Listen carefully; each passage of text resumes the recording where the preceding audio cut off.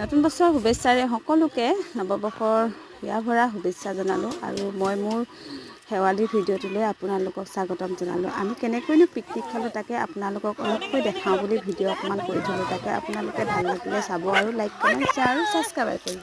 দেখিছেনে এইফালে বাইদেৱে শাক বনাই আজৰি হ'ল আৰু ভাত শাক বনালে, এইফালে চালাড বনালে, সকলোৱে নিজৰ নিজৰ কামবোৰ কৰি গ'লে। এইফালে আমি সকলোৱে ভাত খাবলৈ বহি ল'লোঁ একগোট হৈ।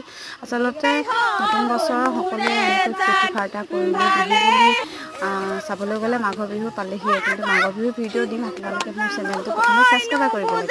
আৰু দেখিছেনে কেনেকৈ ফূৰ্তি কৰিলোঁ, আচলতে খুব ভাল লাগিল।